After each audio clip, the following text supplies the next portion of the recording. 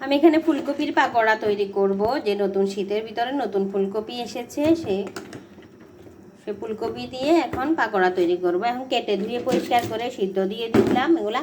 আসসালামু আলাইকুম, সবাই কেমন আছেন? আলহামদুলিল্লাহ আমি ভালো আছি।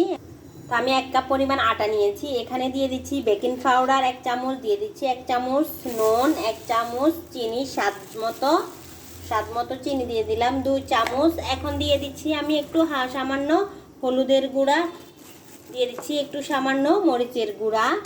এখন দিয়ে আমি তখন ওখানে অল্প অল্প পরিমাণে পানি দিয়ে আমি একটা ব্যাটার তৈরি করে নেব, যাতে ফুলকপিগুলো চুপাতে পারি আমি সেরকমভাবে।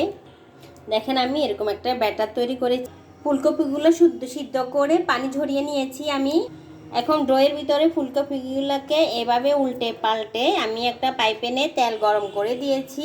এখন এখানে আমি আস্তে আস্তে করে একটা একটা করে সবগুলা দিয়ে দেব।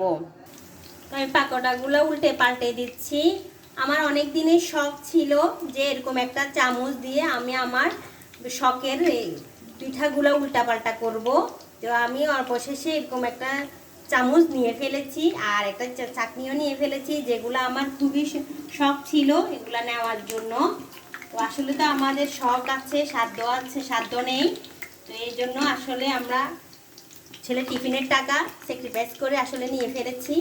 তো এই যে কেমন হয়েছে বলেন তো, আমার ছাঁকনিটার চামচটা অনেক সুন্দর না? একটা ভাইয়া কমেন্ট করেছে যে আপু রান্নার আগে কি করবেন, কড়াইটা ভালো করে পরিষ্কার করেন। আসলে আমার কড়াইটা পুরান হয়ে গেছে অনেক দিনে। তো ইনশাল্লাহ ভাইয়া যখন আমার সাধ্য হবে ইনশাল্লাহ আমি কড়াইটাও চেঞ্জ করে নেব। তো দোয়া করবেন আমার জন্য। আমার কিন্তু পাকোড়াগুলো অলরেডি হয়ে গেছে, আমি এখন উঠাই ফেলবো সবগুলা। আসলে যে নিতে যে কতটা সুন্দর লাগতেছে, যে কতটা নিতে কতটা সহজ, এই যে দেখেন কত সুন্দরভাবে নেওয়া যাচ্ছে। তা আসলে নেওয়াটা আমার অনেক দিনের শখ ছিল।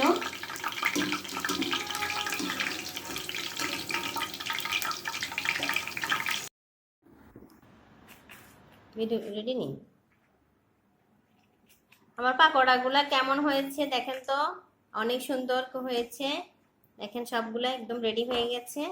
তো এরকম একটা পাকোড়া আর যে সস দিয়ে এরকম চুবিয়ে চুবিয়ে খেলে সেই স্বাদ। বিসমিল্লাহ।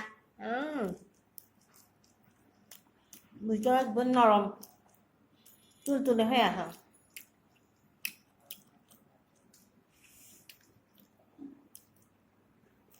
তো ভিডিওটি যদি ভালো লাগে অবশ্যই লাইক কমেন্ট শেয়ার করে দেবেন, অবশ্যই ভালোবেসে পাশে থাকবেন। দেখা হবে অন্য কোনো ভিডিওতে। সেই পর্যন্ত ভালো থাকেন, সুস্থ থাকেন। আসসালামু আলাইকুম। ইউটিউব থেকে যদি দেখেন অবশ্যই সাবস্ক্রাইব করে দেবেন।